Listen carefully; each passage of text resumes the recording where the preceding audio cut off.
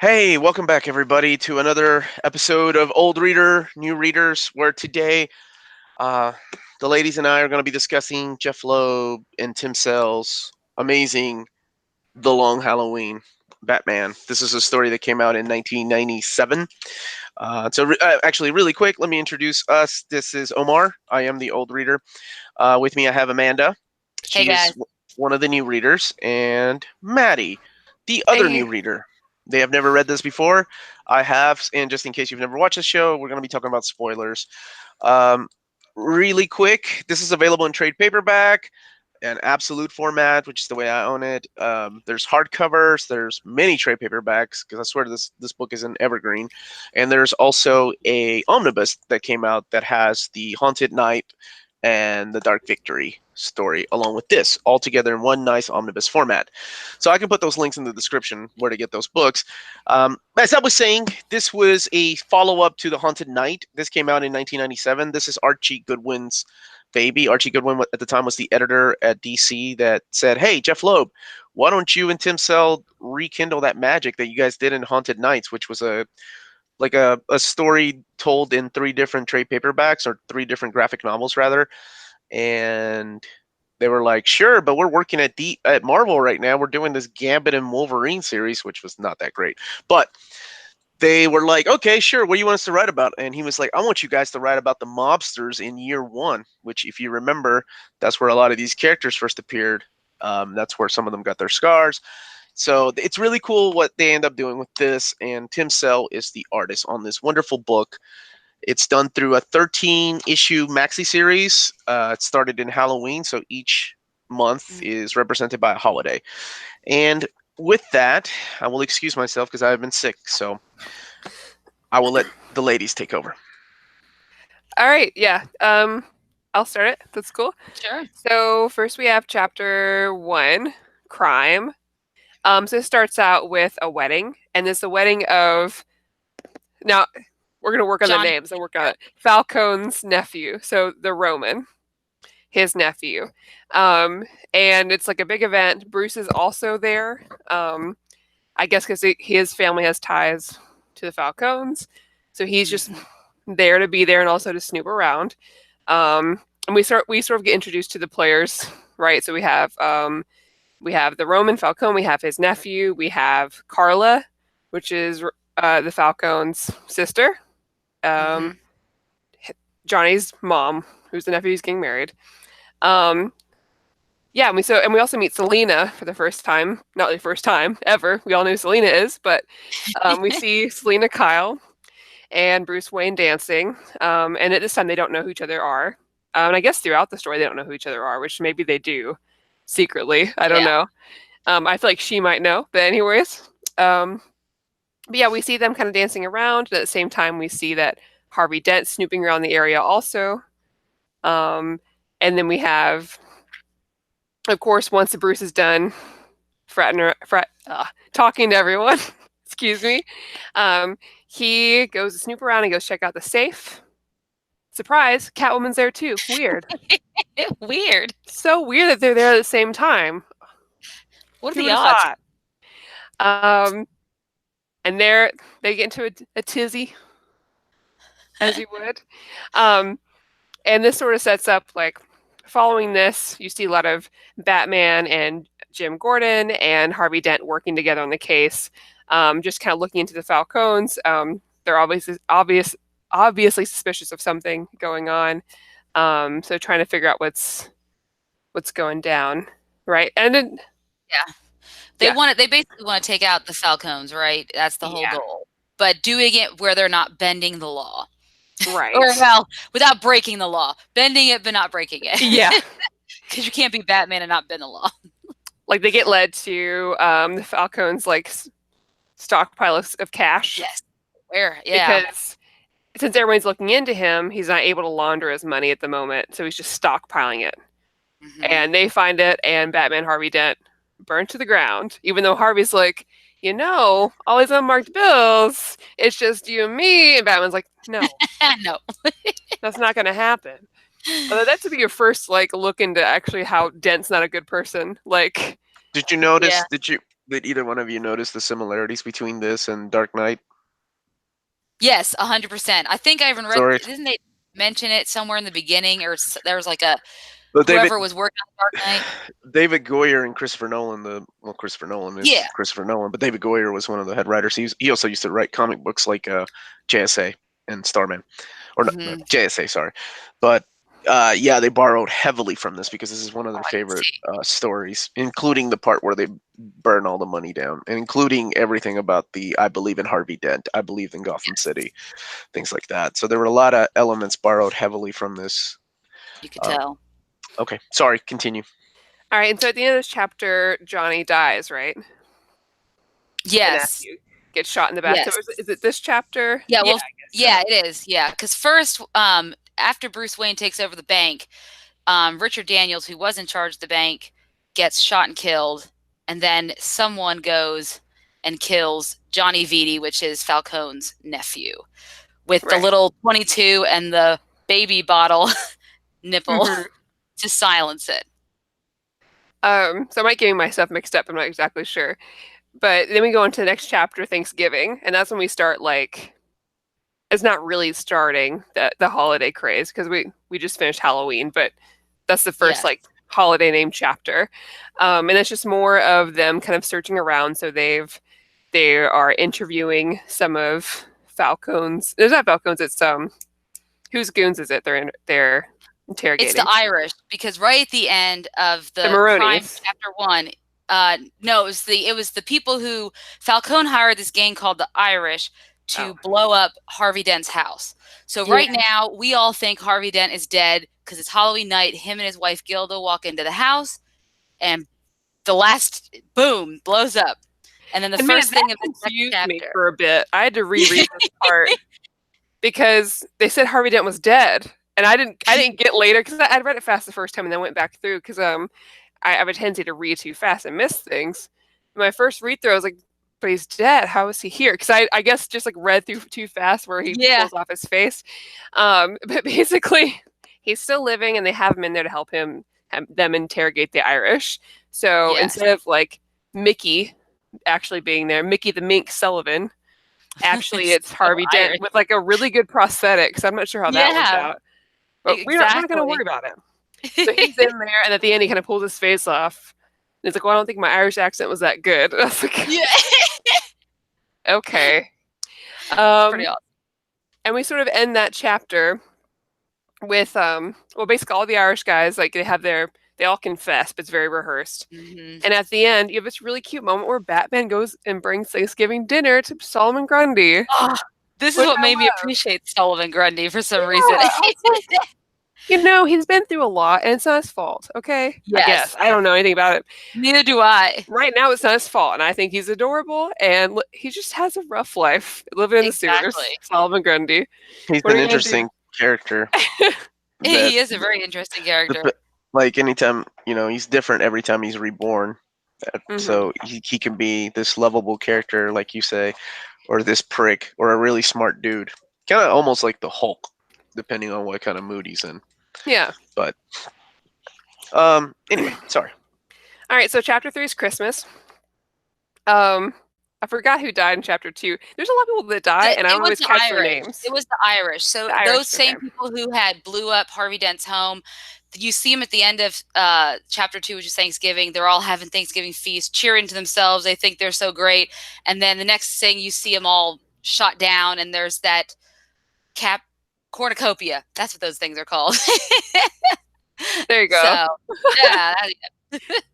Okay, so then we have Christmas, and that's when we start to realize that this is a holiday serial killer, and they name him Holiday because he's only killing people on holidays, and he's killing people connected to the mob in Gotham. Yes.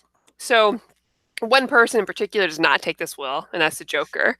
And he says there's only room for 2 homicidal maniacs in this town. Maybe that's the exact words, but basically he's not happy about it.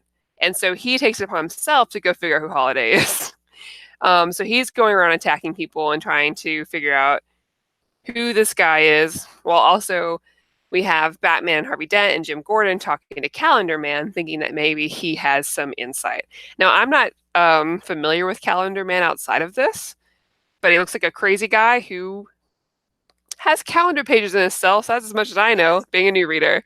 I'm sure somebody will enlighten me at some point. He's a really cool. He would be a really cool villain, I feel. Yeah, I think he got really lucky Holiday showed up, because I think nobody would go talk to this guy if it wasn't for this serial killer around. Yeah. And so Joker's still attacking people. He goes and attacks Dent, thinking that he's Holiday. He looked a lot different.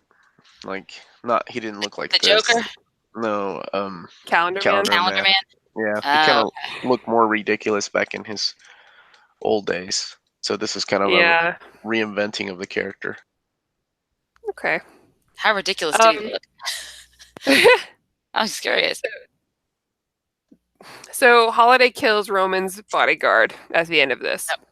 Mm-hmm. That's his Christmas kill. And so then we move on to New Year's Eve. Joker's still upset. He's still doing stuff. He's trying to make a large attack by the end of the night. So Batman, instead of spending time looking for Holiday, has to go stop Joker, because Joker is going to put a gas attack via plane onto Gotham City. It's bad news, but typical Joker stuff. But by the end of the chapter, Holiday takes its next victim, which is Falcone's son, Alberto. Yep. So that's on the ship. Ship where his mother is also, not mother, but his aunt was also on. Carla was there also, wasn't she? Yeah, Carla was there, yeah. Yeah, mm-hmm. Carla was there also on the ship. So they were on a ship, and then she came back to find that he was gone. He was dead. So then we go to Valentine's Day, Chapter 5, where you find out that Harvey Dent and Jim Gordon do not spend enough time with their wives, and their wives are very not happy about it. And also, our Bruce Wayne and Selena Kyle are on a little date. Yes, adorable. No, of course not, because busy no one can have good relationships in this story. No one functions well. And then we start to see the trend that whenever Batman is near Falcone at any point, Catwoman is not far behind. So that's peculiar for him. But also, while Batman and Catwoman are on a date, Bruce Wayne and Selena Kyle, obviously not related. I don't know why I'm mixing up these two people that aren't the same people at all. Because they should have been wed in yes, they should have. Batman, is that why? Okay. Yeah, that's where we're talking about my villain origin story. Okay. So they're on a date, and then a woman comes by to sell them flowers. Selena's like, "Don't worry, boo, I got your flower." And then she buys a flower for Bruce, and he gets pricked. But is that a regular flower lady? No, it's not. It's poison ivy. What? And she's drawn super cool. It's just this is the I love her drawing. I've seen her illustrated. So this is really, really cool. And we can get back to that too, but she looks amazing. Even my notes say in all caps, Poison Ivy looks amazing. Mm-hmm. So then we go to Chapter 6, St. Patrick's Day, which we are treated with a very lovely makeout session picture between Bruce Wayne and Poison Ivy. Oh, yeah. Omar's showing something, but his mic is off. So he's just holding the book to nothing. I was just showing what you guys were talking about. Oh, gotcha. Show that really pretty scene where they're kissing. She's in her embrace. Yeah. Where her and Batman are kissing? Yeah. Yes. I love that. In that I love that frame. Her hair's all it's so cool. Okay. Yeah. It already gives me cosplay photo shoot ideas, I want somebody to do that kind of Poison Ivy. That's right. Okay. This one here? Yes. This page? Maddie? Yes. Oh, okay. Beautiful. That's beautiful. Right. So Maddie thinks that's hot. Listening. Hit me up. I want to redo that photo because that's really, really cool. So while she's controlling him, Batman's doing a lot of things, or Bruce Wayne's doing a lot of things that he did not want to do before, such as signing off the bank or allowing the bank to collaborate with Falcone, which before he's like, no, this guy's a crook. This is not going to happen. And he came back and he's like, never mind, it's cool. And they're like, are you okay? He's like, yeah, all right, bye. Because all I can see is the green. So luckily, Catwoman comes in for the save as Catwoman and saves him. Yeah, and then later Batman's like, thanks. And she's like, what? Bruce Wayne's my friend. So thanks for that. So yeah, I didn't write who died at the end of Valentine's Day. Oh, it was. Oh gosh, It's a lot I of think it was no a names. bunch of people, wasn't it? I think so. I think it was some of the Maronis because I think they've moved on now to. He moved on to killing the Maroni clan, and not the Falcones. I One think second, my that's who it dog's eating something. was in Hey. this chapter. Because we're also introduced to Sophia, which is Falcone's daughter, who is quite an intimidating woman. She is so cool. Okay, Yes. carry that for me real quick, Amanda. My pug is eating something he should not be. So I'll be right back. Okay. The next chapter we enter after this one is April Fool's. Is that correct? I think so. Hold on. Let me get to it. I believe it's the April Fool's chapter. After Valentine's Day? No, yeah, after St. Patrick's Day. Yes. So Yeah, after St. Patrick's that's the Day is Riddler April chapter. Fool's. Yes, where we get the Riddler. And so obviously Batman is going to the Riddler to try to figure out if he can solve the riddle of who Holiday is, because he's obviously having difficulty figuring out who it is. And we should also keep in mind, in the back burner, we have Harvey Dent coming to Jim Gordon saying, I want to explore the ties between Bruce Wayne and the Falcones. So there's this little backstory that's going on too. So while Batman is helping these two find the Holiday Killer and also stop the Falcones, Harvey Dent is kind of thinking that Bruce Wayne somehow might be involved with the Falcones, which we learn about later on, the big reveal why he thinks that is. So he goes to the Riddler and he's trying to figure out who could possibly be the killer. And he starts saying, like, it's a very lightweight gun. And they hint to maybe it's Catwoman, because the gun would be something that a female would carry, right? Because of how lightweight it is and everything like that. And he says it's perfect. The whole time, Calendar Man is giving hints. Like, he keeps saying he and she, changing the sex of who is actually doing all the killings. So it's kind of get, Batman, who's the greatest detective, is having a hard time figuring out who is doing all this. So exactly. Which is cool part, because like everyone has their own ideas of who it could be, and they each kind of play it out in their heads, which feels very like detective movie-ish. Because I even think it's Carla at one point too, that she would have been the killer. Alfred thinks it's Harvey Dent. Exactly, which is an interesting, he took justice into his own hand kind of thing. And then what's interesting about this one is it ends with, well, obviously also Falcone's using the Riddler too. He wants to know who Holiday is, because Holiday's killing his people. So he has Sophia apprehend the Riddler and brings him to his office. And as he leaves, someone goes to shoot him, and you think he's going to be the next victim, but he is spared. And that is the end of April Fool's Day. And then we get to chapter 8, which is Mother's Day. Which was a rough one for Bruce Wayne, because of course we have Martha, and he's dealing with, visiting his mother's grave. And so this is a very important time for Bruce. And he goes back to the Calendar Man, and that's when he gets the he, she. That's where he's talking to him, and he keeps referring to him as he or she. And he also sounds a little jealous, right? The Calendar Man, that this Holiday Killer is essentially stealing his his go, whatever he's supposed to be doing. So it's interesting to see the Calendar Man go with, just feel like he's getting, one off. And he goes to, I think it's, he has to find the Scarecrow, right? Because he's escaped. And so that's what happens in this one on Mother's Day. And when this happens, the Scarecrow has his gas, and he basically infects Bruce. Yeah. With his gas. Yes, there's a real sad part with Jim Gordon and Harvey Dent chasing after him. All the while, like, Bruce Wayne is reliving when his mother went through that hallway, or that hallway, the alleyway, blaming himself. Yeah, for because he's asking her to wear the pearls on a on an average movie night. So this is also the chapter where you find out that somebody is specifically making the guns for them, and what's her name? Gigante. Sophia. Yeah, the giant. She goes after the guy that's making the guns in Chinatown, but he's already dead because somebody is 2 steps ahead of the game. So yeah, I mean, in the meantime, you get all these little shadows that are like, okay, that's the killer. So it's obviously not Solomon Grundy. You start building up your own ideas. Because I remember reading this for the first time, and I'm like, okay, I think I got it figured out by like the 9th issue, and I was not right at all. Yeah, they do a really good job of it.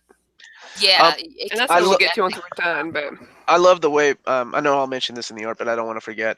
I love the way that Tim Sell draws Commissioner Gordon because he looks just like Archie Goodwin did, who is now passed away since then. But he that's how Archie Goodwin looked, the editor who put this book together. So yeah, you have this beautiful scene where they do find him, where Commissioner Gordon and the cops find Bruce Wayne and they arrest him at his mother's grave, which is kind of sad. I love the way that he writes Batman, because this is one of my favorite things he says. Like, he still calls the Bruce Manor, his father's house, even though he's been living there longer than his father has. He still calls it his father's house. I thought that was really cool, the way that is written. So that takes us to Father's Day. And that's where we get the backstory, right? So this is where I think the reason why Jim Gordon and Dent went after Bruce in the first place, because they realized his father's ties. So a long time ago, when Bruce was a little boy, his father was a doctor, and Vincent Falcone, which is Carmine, the Roman Falcone's father, brought Carmine to Thomas Wayne to fix him. He was shot. He wanted someone to save him, needed off the books, so he went to Thomas, and pretty much kind of like an owe him kind of deal. So he's a doctor. He's not going to let someone die. So he, of course, saved his life. And for Bruce, that's a difficult thing to swallow, knowing that the person that his father saved now has become the untouchable crime lord of Gotham City.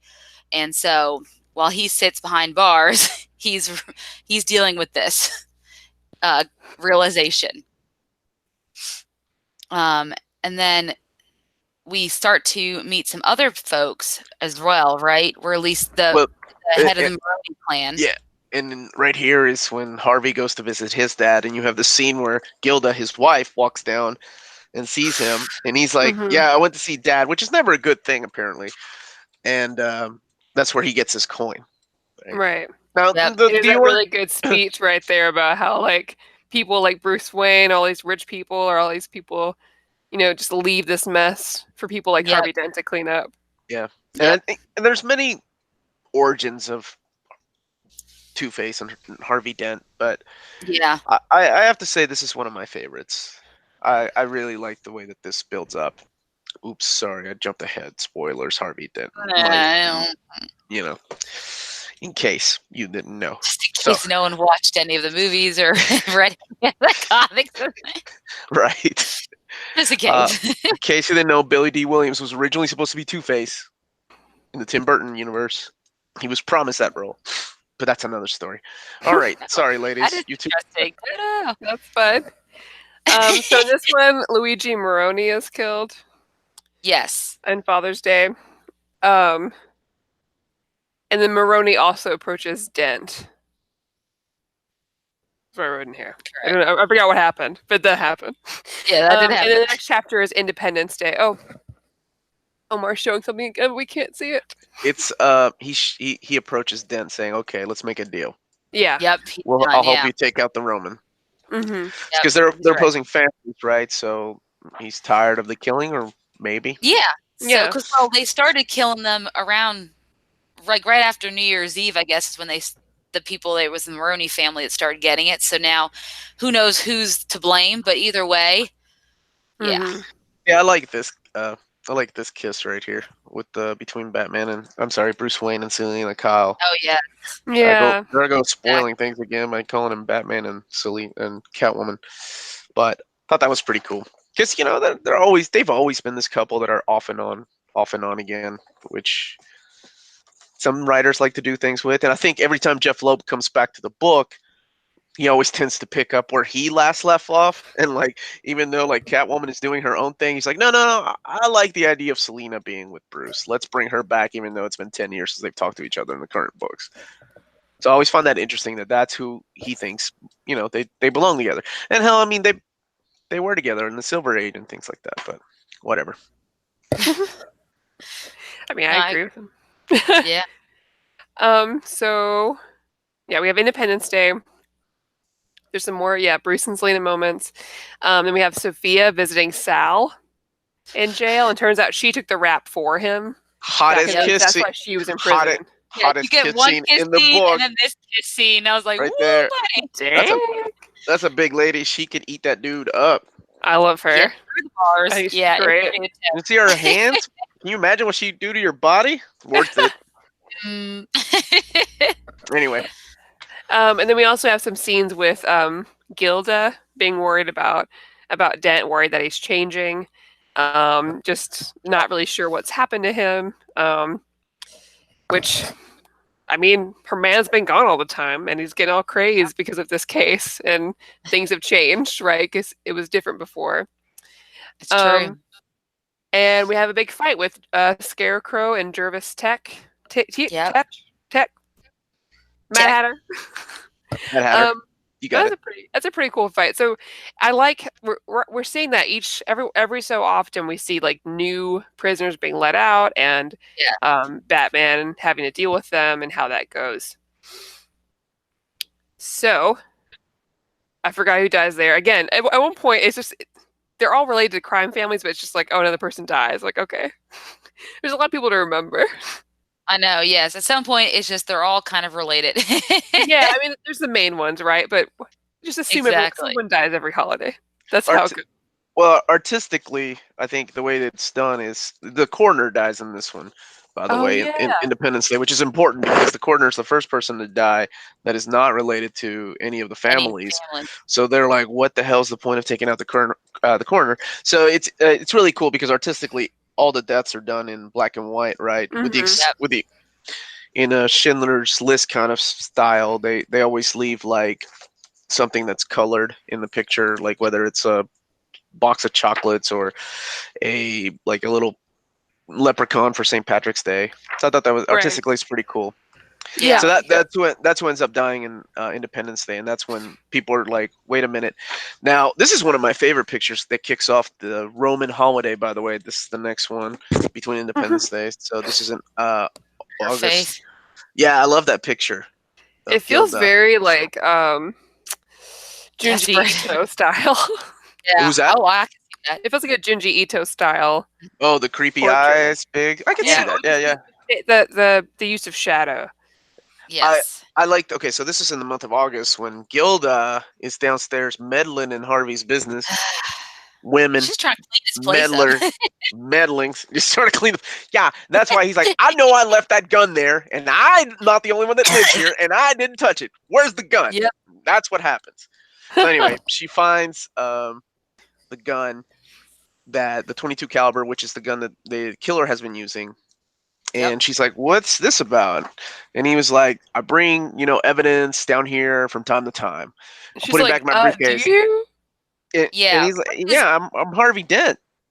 Bye. Yeah. So he walks away. I note that like where it's sitting is like on a tool shop, bench. And I think in the beginning when you first see an image of the actual gun being made, like put with the nipple on it, it's by a tool bench. It's all like whoever's working, they're working at a tool bench. So it leads you to believe that maybe he is the holiday killer. Right. Going back around to the same imagery that we saw way, way earlier. So we go to that court case. So we're in court. Yep. Dan's like, this is my moment. I got this. But you also see his assistant doing some shady stuff. So we already know that his assistant is not working for him. Vernon. He never trust a guy named Vernon. Yeah, I mean, like, come on, this dude obviously, like, like we all knew. The minute this kid showed up, I was like, this guy is work for you, Dent. He's either the killer or he's like double crossing you. But there's no, he's not with you. Now, anybody that has read the comics or has seen the TV shows or watched the animated shows or watched the movies knew what was going to happen in the court scene, right? Yeah. One of my favorite missed opportunities here, though, is when Bruce Wayne is dressed as this guy. Now, Bruce Wayne has this alter ego. Shh. His name is Matches Malone, right? Now, anybody that reads comics know that Matches Malone, he's a bad dude, and he can get into the Gotham Underground, but he looks just like Bruce Wayne with a mustache and a toothpick. And then, yeah, I'm sure in the comments everybody knows who Matches Malone is. I was like, oh, I was so hoping they would throw Matches Malone in there, just watching the court. But anyway, so yeah, this is the moment. This is the defining moment for this character of Harvey Dent, who was making a deal with this guy, and then this guy's like, "Psych, bitch, here's some acid in your face," and it's interesting because gives him the acid. It's simultaneous with Carmine's birthday, and Sophia's giving him his birthday cake, and she's like, "Make a wish, Papa." So it's like happening at the same time. These two scenes. Because basically Falcone is kind of getting his wish, right? Oh, absolutely. Yeah. And that is the beginning of the descent of Harvey Dent and Gilda. Like the first thing he does as soon as he and honestly, if I lost half of my face, I'd probably be a villain too. Because that's, you can't. I mean, he was already going that route, Well, and then it's just like he got the justification. Like, well, now my half my face is gone, so I'm gonna do it. I'm gonna get money. So then, what's her face? Falcone's sister ends up getting killed because she was going through the coroner's office, to see why they killed the coroner, and then she got shot. And then the next opening page, which is Labor Day, is Harvey Dent hanging out with your boy Solomon Grundy. Solomon Grundy, and they kind of get along. He's like, "Oh, okay." He's like, we can be cool." Yeah, they got it. So yeah, they're hanging out in the sewers. Meanwhile, Batman's like, "Damn, well, that sucks about Harvey." Yep. So, and then he kind of gets into it with Commissioner Gordon about how long has he known, which is a great scene, that Harvey Dent was a holiday, right? Because we don't know. Yeah, and Batman's like, well, maybe I'm right, but also I think even though Bruce Wayne, he really trusts Harvey, and he doesn't want to believe it's him. It's a really good job of right here of like the audience reading is like, shit, it's probably Harvey Dent, Batman. You need to get your shit together. He's like, no, it can't be my friend. I just refuse to believe. You're like, too good. He's too good. Yeah, he's not all right, Bruce, but whatever. Okay. Yeah. But now he's really sure, and he goes looking for him, and there's some great, he goes to the house, and Gilda thinks he's come home, and she's all excited, and there's this awesome image of just Batman coming out of the shadows. Where's your husband, Mrs. Dent? Like any woman in their right mind would not forget about their husband when they saw that in the shadows. Bruce Wayne. Terrifying. Yeah. Those ears, man. He is white. He is scary in this. Well, he even mentions that too, and within the story. Remember, he's like, "I'm not as intimidating in the daytime as I am at nighttime." Like when he's picking on a what was it, a bartender or something? Bartender, yeah. And he's like, he takes the bottle and he's like, "Man, I scare you, you goofy looking dude in a bat suit." And Batman's like, "Oh shit, I'm out of my element." Now this whole time throughout these chapters, Batman keeps visiting because he's not 100% sure that it was Harvey Dent. He keeps visiting Holiday. Then this is where Holiday, you mean Calendar Man? I'm sorry, Calendar Man, not Holiday. Yeah. Not yet. This is where they're trying to find Harvey Dent, and they kind of set him up, right? They're taking what's his name? Sal Maroni. Yeah. Oh, we skipped over Batman and Falcone and the long Halloween thing. Oh, that's what they were calling it, the long Halloween.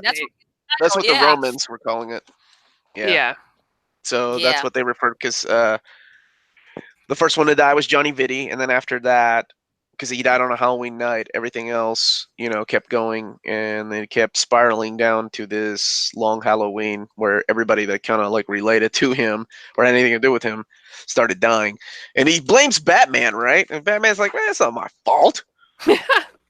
Yep. Even that's we're on the same. He's like, "Man, I do so much for this damn city. Chill." Though you're right, that was an important part because that's where the name comes from.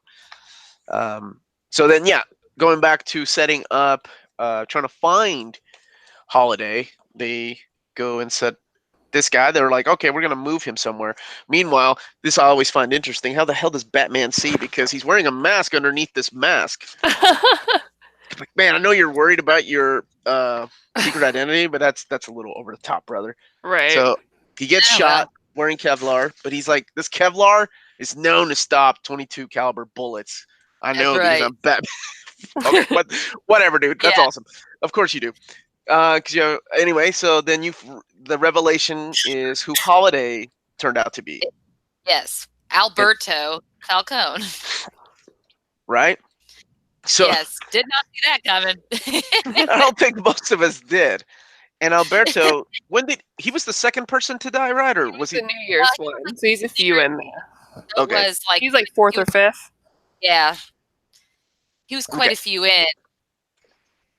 So and he was pushed off, right? So he claims to be Holiday, and the coroner identified his body, so that's why he had to kill the coroner. That's why he had to kill his auntie, and because she was down there trying to find out what the coroner was hiding. Here's Batman in his ridiculous like cop outfit. Yeah. After he took his helmet off, I love how the ears just flop back out. That's amazing. It just feels like something out of Hellboy. Just like that one panel in the outfit. Yes. So then, you're like, okay, they caught him. He's going to jail. And then the Roman's like, my own son, why did you do this? I can still get you out of this, right? Like, yeah, but he's like, you never came to my birthday, Dad. Yeah, oh, man. Like, what about Father's Day and Grandfather's Day and President's Day and Boxing Day? And then goes through all these holidays, and you're like, okay, that's kind of a ridiculous idea, but whatever. Sure. But it's not over yet. Still have Harvey somewhere out there. Harvey's out there. Now this is interesting. This is where the calendar man starts saying, you realize there are two of them, right? It's not just one killer. Yep. Exactly. And Batman, who's the smartest dude in the room, is like, of course there are two killers. He's talking about Harvey Dent and the son. Shit, I'm Batman. I got that figured out. Yeah, because at that point, Harvey comes in to kill Falcone. Which is one of my favorite scenes. And he's brought together a crew. So, like, in between this amount of time, when you guys face all ratchet up, like, he went and just recruited all the villains that are out. He's like, you're all my crew. Congrats. Let's do it. Well, yeah, because they're like, oh, shit, dude, half your face is fucked up. You're in. Look, that's all you need to be a villain. Like, oh, you definitely should be part of this gang. and you got a gimmick. You can flip a coin. Fuck. Come on, man. Join the dark side. Just being a regular old mobster. Yeah. I figure he started by, like, recruiting Grundy, and they were like, oh, you got Grundy. You got Melissa. Oh, that's good. Okay. He got Grundy. Maybe that's how it all started. But yeah, they go and take him out. Like, literally take him out. And Catwoman, I love this part, though. Like, Batman's like, whose side are you on, woman? And she's like, I'm on the same side I'm always on. Which is hers, of course. Yeah. So, Harvey has Falcone, flips a coin, and then judge, jury, executioner. Bam, bam. He makes a decision. And they're like, okay, totally. Oh, by the way, Catwoman and my girl Gigante have a big old fight, and she falls out the window. Yep. But it may not be the end of her. Just saying. I'm already almost through Dark Victory, so I know how that ends. Okay, there we go. Spoilers. So there's one more person to take care of, and that's, of course, Vernon, this fucking nerd that gave that dude acid in the courtroom. Yep. And Harvey, like always, flipped the coin and shoots him in the head. 2 shots to the head. I almost feel like Batman let him do that. Just like, Batman's a pretty fast guy. I'm sure he would have made it there on time.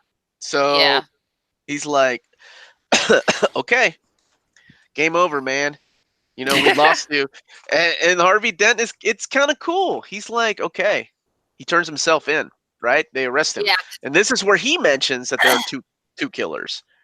Right? This is what Maddie was talking about. Yep. This is after they catch him, they arrest him, and he's like, there's 2 killers. And this is when Batman's like, yeah, I know there's 2 killers, man. Batman and the other dude. We got them both. I mean, not Batman. Right. Two-Face and the other guy. Yeah. We got him. Game over. I'm going home. I'm trying to hook up with Selena. I do love this part, though.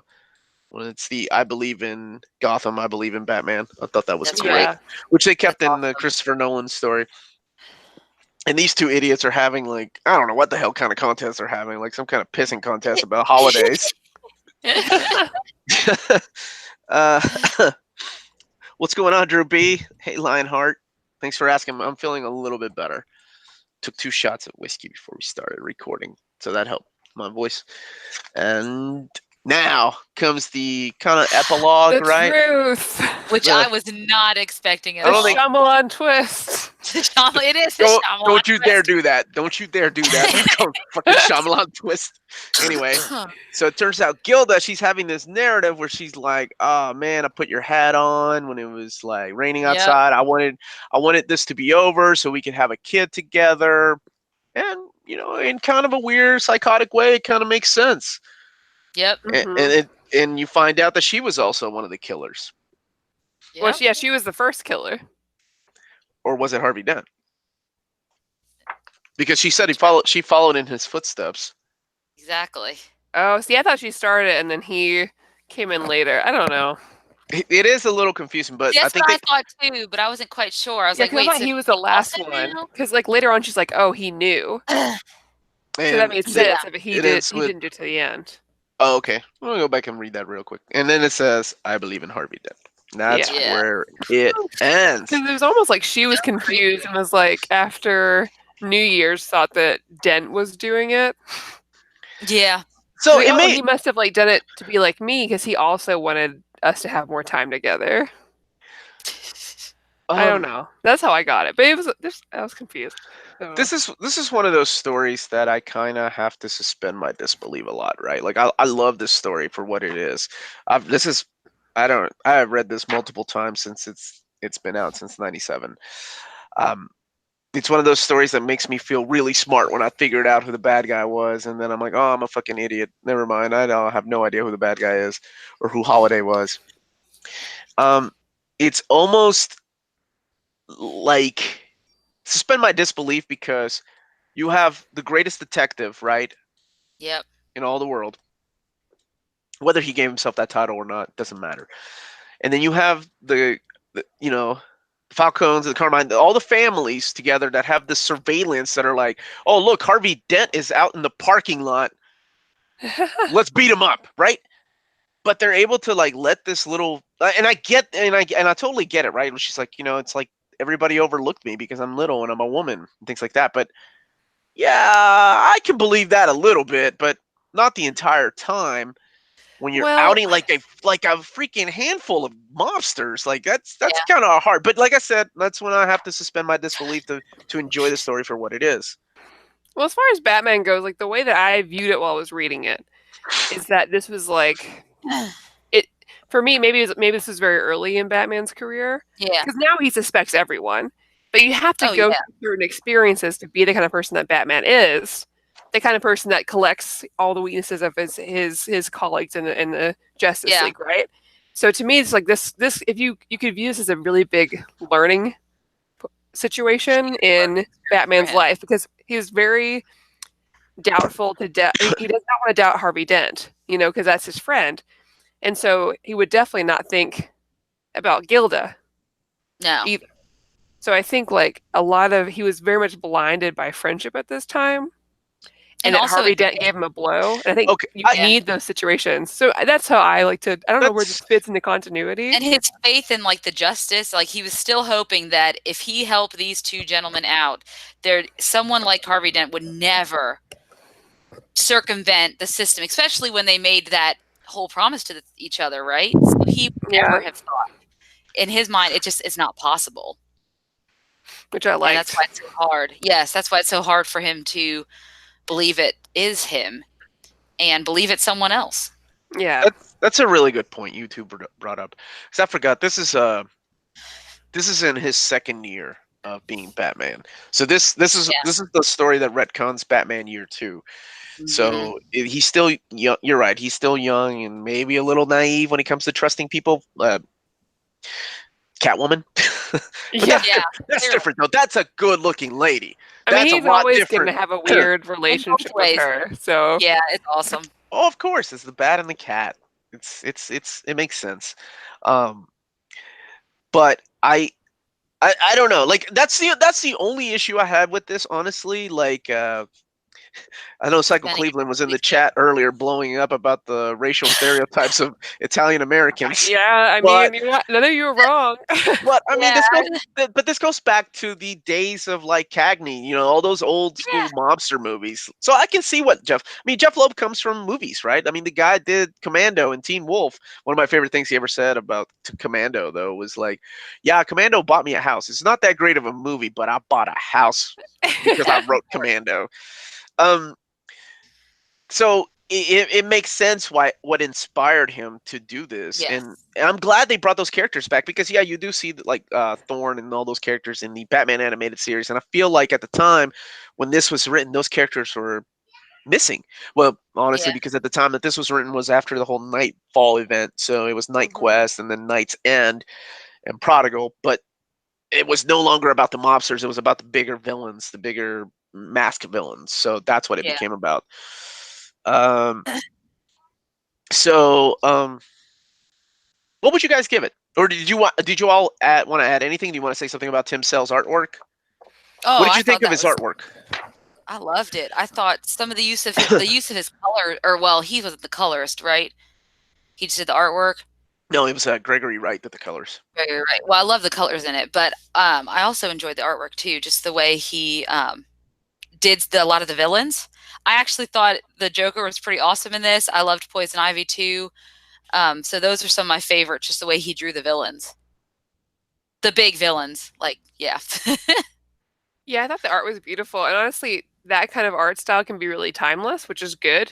Because I think even if somebody reads this book 30 years from now, it just looks like a nice stylized art style and not so much like a dated art style, which you're going to see. Even in 5-year increments, you're going to see a very distinct difference. But I think this is something that you could see someone adopt the kind of style right now. I really liked it.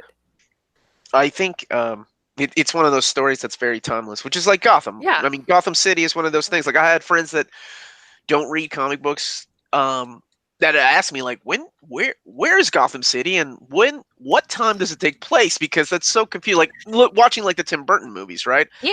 Like it is a very stylistic and unique kind of city. And they always wonder, like, the cars look different, like they're old time cars. So it's one of these timeless tales. So it makes sense for this artist to be in. I loved it.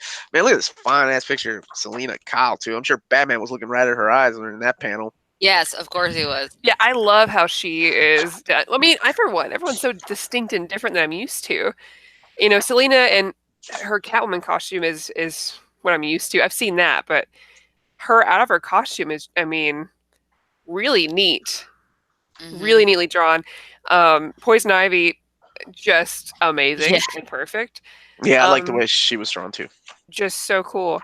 And I really love the story. I really liked how the scenes were set up. I love the use of color between like the murders and other scenes. Honestly, I feel like this would be a really good show or movie. And I know that people, prefer to see action-y Batman, but I think they're really missing out on Detective Batman and more of the noir style, and I think it would be a lot cooler to see more of that. I don't know how much that would adapt to. I'm sure DC Entertainment right now would never do that. They did the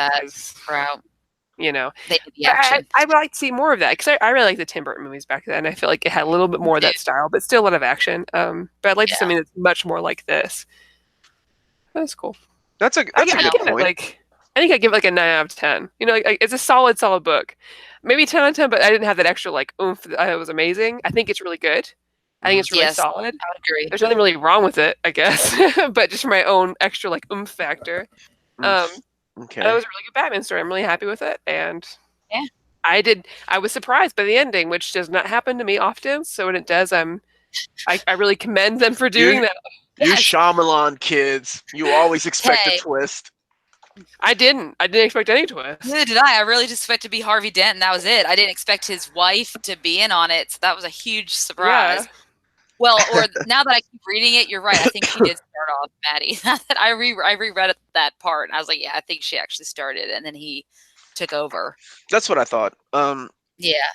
But what would you give it, Amanda? I think I would give it a 9 out of 10 too.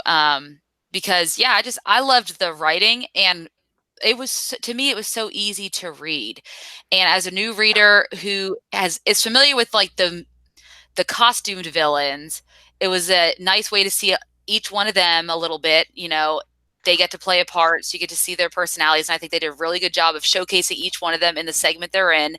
I really enjoyed just how the story flowed as well. And I think I read this in like 2 nights. I was able to just pick up and keep going with it. It was just an easy read, which I felt was good for a new reader who has I think I only read one other Batman. Because we read year one, that was the only other Batman we've read so far. And that's all I've ever read outside of this. So it was a perfect read for me as a new reader. And then, of course, it made me want to go. And then I read Dark Victory, and I'm got like 60 pages left. So it was pretty exciting. So I give it a 9 out of 10. 9 out of 10. Awesome. Mm-hmm. For me, I give this a 9.5 out of 10. I love this book.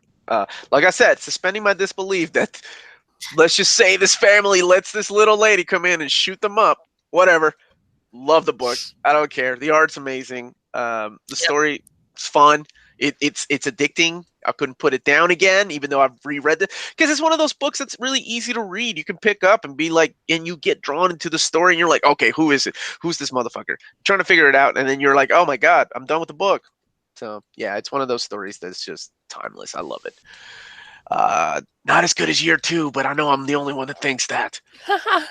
What did the rest of the what did you guys think in the chat? Let us know. What did what would you rate this book? And in the meantime, I saw some questions. There's a manga show going on right now from Omnibus. I kind of couldn't make it because this is. And I wasn't invited. Can you believe that? Rude. Is that why they're asking if you were banned from Girls? No, I wasn't. Yeah, I was like, Drew, what are you talking about? Like, I'm on the show Drew like every week. She isn't banned. She just does this too. But you know what? About manga, I'll keep my thoughts to myself for my own manga reading. Rude. Yep. Oh my gosh. I think it's just a matter of miscommunication. We were supposed to start it. It's supposed to be like a once a month thing, and then where I was sick, I just didn't say anything because I wasn't participating in any conversations. How dare they compete with you? I don't know, Sledge. Motherfuckers. Were you over there, Sledge? If I go in there and see that your name was on that chat, I'm gonna blow up. No, I'm just kidding. For Jelly, year 2, I have to evaluate my respect for you. Yeah, most people do. It's not my fault. That was my childhood. I love the Grim Reaper. Fact, Mask of the Phantasm, loosely based on it, and that's a kick-ass movie. People tend to forget that. Mm-hmm. So, we got a little cameo back there from Lyndon. Oh yeah, yes, my little girl. Can you say hi? She said hi. I don't know if I could hear. We heard her. Hair pieces are falling out. Drink a sip with me. Okay, baby. All right. Sorry, she's getting lonely. Anyways, okay. So I guess we can talk about next week. Also, Valentine's Day is coming up. Do we want to do like... Oh, is there something we can do for Valentine's Day that's special, like a good story? Now, next week we're reading Velvet by Ed Brubaker. Yep, yeah. Velvet by Ed Brubaker, which is all-in-one 15 issues. And Steve Epting. Oh, yeah, that's a good book. I like that book. Schooled him about fisting. See, that was my problem with Sledge. Like, I would go in there and be like, I read this book 30 years ago. These guys are talking about, like, I got stuck as a slime one day or whatever that manga is. I don't know that stuff. Maddie does, though. What is it? The one day I got, like... That one time I was reincarnated as a slime. That's it. I'm like, what? No. Fist of the North Star, Sanctuary. That was my jam back in the day. So I'm like the old school freaking manga guy. I think you guys get enough of that in this show. Hey, Omar, why are you so buff today? That was sick. I took 2 shots of whiskey, and that's what it does to my body. That's when I hold the cranberry juice. Let's see. Raymond, I didn't catch that at all. Yeah, I didn't either. So you think you took the bottle nipple from Barbara Gordon. Oh, I didn't think about that. Oh yeah, I forgot about that. That makes sense. She went to visit her, and they have Barbara has the baby, and that actually makes sense. There we go, Raymond. Way to catch that. I was wondering why they would show that side by side. It didn't make sense to me at the time. Yeah, that's right. I actually remember that. I just forgot about it this time, this read through. So it's always fun to go back and read these books because you forget about things, and you're like, you pick up on the little hints that are laid out throughout the books, and you're like, oh, this leads up to this, so I know what this is going to be about. Oh my God, Philip Evans, are you serious? I want to read that. I have Spider-Man One More Day? No, Brand New Day. But nobody, read One More Day. Nobody should read One More Day. That story. That's like reading Since Past. It's like, hey, we have this beautiful, wonderful relationship. Let's break it up for no reason. Because people don't like to read about married people. They like to read about young people.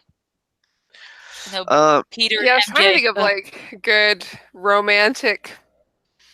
Someone said blankets, but I don't think that's romantic. It is. It is a very pretty look at relationships. I think I was gonna read that a long time ago, right? But then we just decided to do 2 instead of 3. Yeah, I mean, I'm good with blankets. I think that's a good suggestion. Unless somebody else has any more, just throw them in the chat or in the comments.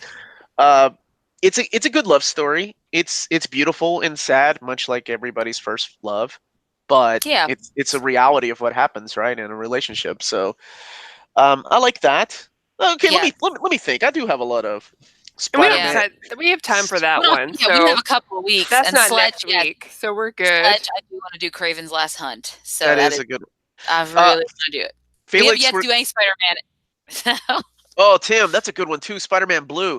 That's another Jeph Loeb. This is like that would be like the third Jeph Loeb and Tim Sale book, because we did Superman for All Seasons. We did Batman Long Halloween, and if we do that, then that's gonna be the third Jeph Loeb and Tim Sale. I love that we're like. One day we're going to get to the bad Jeph Loeb years, and everybody that reads comics knows what the hell I'm talking about when we get to Red Hulk and stuff like that. While talking about Spider-Man Blue, okay, that's another suggestion. Punisher Max, oh, hell yeah. But we got to do Punisher Welcome Home Frank first, so they can be reintroduced to the character of Frank Castle, because I think that's a great jumping on point for that character. We haven't done Hush, but that's coming that will come this year, because I think that is a phenomenal follow-up to this. And I mean, how can you beat Jim Lee's amazing artwork on that? Like, as much as I love, like, Jim Lee was my childhood, so like everything he does is perfection. Jesus Christ, the way he draws Catwoman and Nightwing and Robin and anyway, I could talk about that for hours. Ultimatum. Something with a lady in it.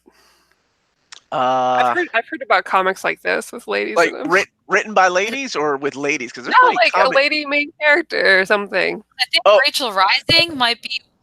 Yeah, we did read Rachel Rising. Velvet's gonna have one. Yeah, look, you got another woman coming up. That's your one time a year thing, Maddie. Oh my God. You better. Even though I read about women all the time.